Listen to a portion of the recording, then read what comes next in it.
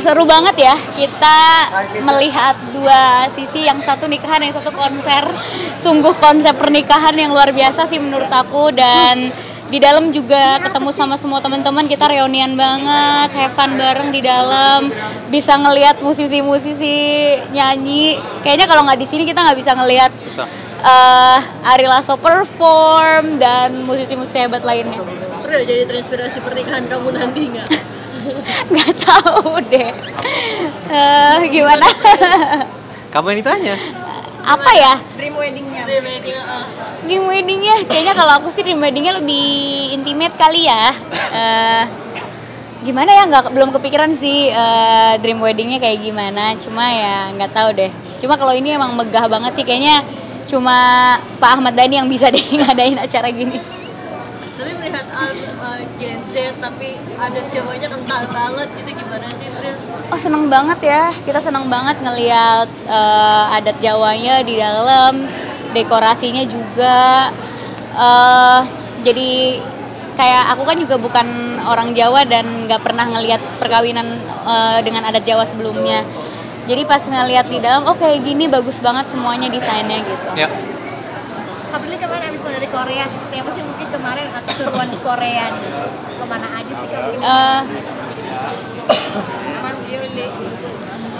Seru banget sih, kemarin kemana aja ya kita?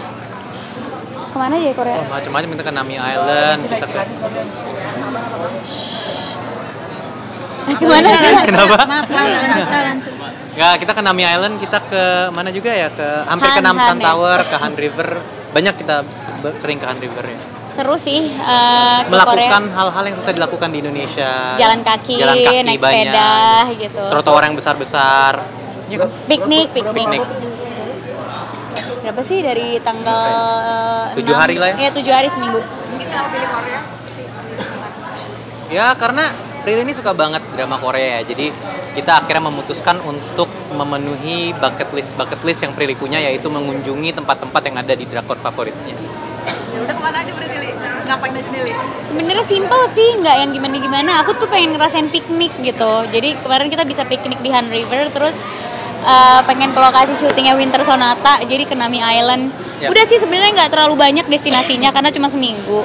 Tapi ya bisa ngelakuin yang nggak bisa dilakuin kalau di Jakarta gitu. Makanan. Pakai outfit juga, ini semakin bucin. Iya, setiap hari aku yang bilang please matching dong ininya, bajunya. Ya mohon maaf ya, saya kan ini pengen banget gitu bisa couple-couplean gitu kan. Terus akhirnya dia mau, aku pakai baju pink, dia mau pakai baju pink juga. Aku pakai bunga-bunga, dia juga mau. Jadi kayak lucu bisa foto-foto.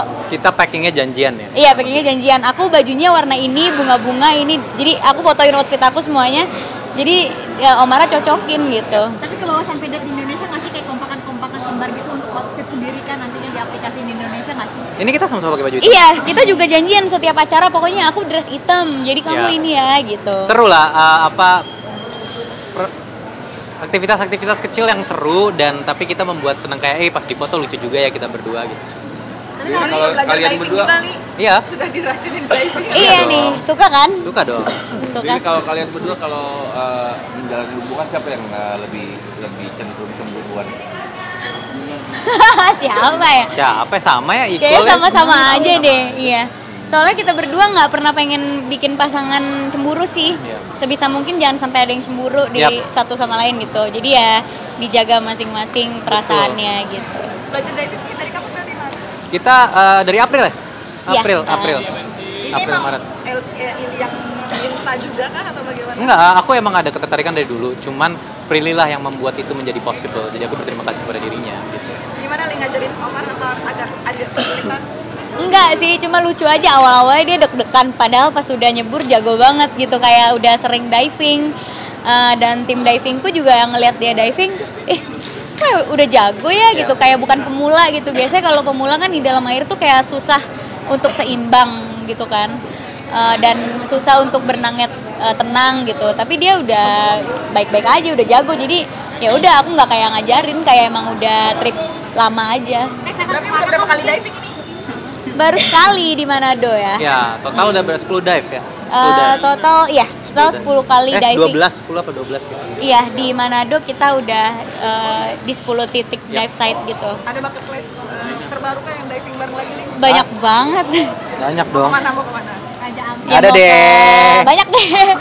Banyak lah Banyak. yang kita pengen, tapi ya kita kan harus ngeliat cuaca sama ombak juga. Rencana liburan bareng lagi dari minggu kemana? Eropa, iya. Jauh banget. Nggak gini, jadi kalau ini ya buat kalian semua, kita tuh merencanakan liburan tuh biasanya pertama faktor waktu. Ketika kita lagi nggak sibuk atau kita ada waktu senggang, itu kita optimize. Langsung pergi gitu. Kedua, apa yang kita lagi cari. Jadi kalau misalnya kita lihat destinasi berikutnya, jujur emang belum tahu karena mungkin dari seminggu sebelumnya kita pengen ngelihat Indonesia Timur, kita ke Indonesia Timur. Kita ingin ngelihat budaya Eropa ya, kita ke Eropa seandainya gitu. Ya begitu kurang lebih filosofi kita udah jalan-jalan. Cukup impulsif sih Ya, cukup kita, impulsif. tergantung waktunya berapa lama. Karena kalau misalnya seminggu doang off-nya, kayaknya kalau keluar negeri yang jauh-jauh juga agak buang-buang repot. waktu, buang-buang di jalan kan. Jadi yaudah deh kita lihat pilihan-pilihan destinasi lain gitu. Kita serandom itu masih kamu traveling kayak random kayak kesini yuk tiba-tiba aja gitu. Bisa sangat-sangat random.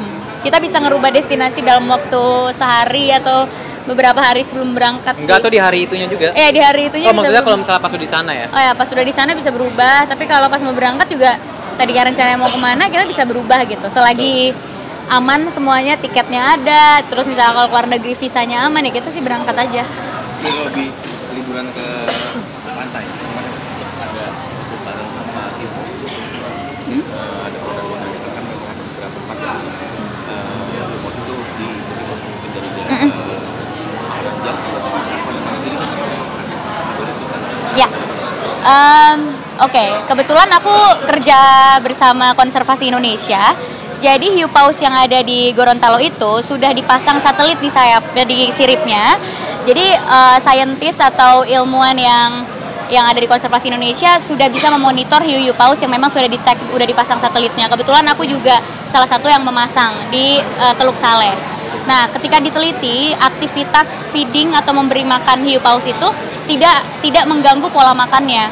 Karena hiu paus itu nggak bisa makannya cuma dari yang di permukaan, kebutuhan kalori hiu paus itu banyak. Jadi setelah dia makan yang di permukaan, yang dikasih makan sama kita, dia akan tetap berenang ke bawah. Ini menurut penelitian monitor satelit yang kita pasang, dia akan tetap berenang ke bawah, nyari-nyari makanan lain. Karena dia nggak mungkin makan satu jenis doang, dia akan mencari ikan-ikan kecil lainnya gitu, akan mencari ikan cakalang dan segala macam. Jadi sebenarnya itu tidak merubah pola alaminya hiu paus, tapi tetap nggak boleh berlebihan juga, harus ada regulasi yang diketatin gitu. Misalnya kalau berwisata di sana jangan langsung sekaligus ramai, karena kan yang ada di sana bukan cuma scuba diving ya, tapi ada free diving dan ada snorkeling. Kadang kalau diver-diver itu nunggu di permukaan, suka nggak sengaja tersentuh si hiu pausnya dan itu bisa mengganggu kan, kasihan kalau tersentuh. Jadi harusnya ada regulasi yang ketat untuk itu, tapi sebenarnya aktivitas itu tidak sepenuhnya mengganggu hiu paus menurut penelitian yang ada. Dan itu kan memang sumber pencarian warga di sana dan memang udah terjadi. Dan hiu paus yang di situ itu, yang di Gorontalo, dia emang datang itu karena ada tambak udang di sana. Tadinya nelayan tuh malah nggak mau ada hiu paus di situ karena mengganggu memakan ikan-ikan kecil di situ kan. Tapi dia datang terus karena ada tambak udang dan akhirnya menjadi pariwisata. Jadi aku rasa sebelum kita ngeviralin sesuatu harus ada penelitian yang kita tahu.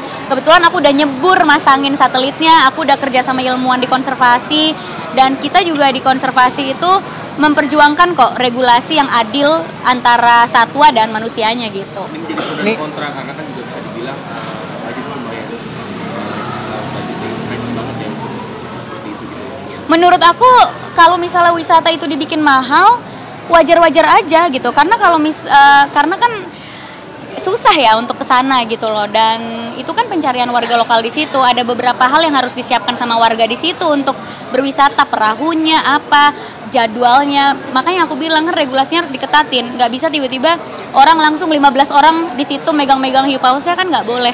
Jadi kalau misalnya dibikin mahal, yang itu justru malah membatasi wisatawannya, justru malah bagus. Jadinya adil untuk satwa dan manusianya gitu.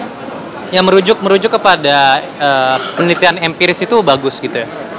Cuman terkadang ketika kita memakai penelitian empiris dan kita memakai contoh dari luar negeri kita terapkan itu kadang juga susah gitu loh, karena kita melihat kondisi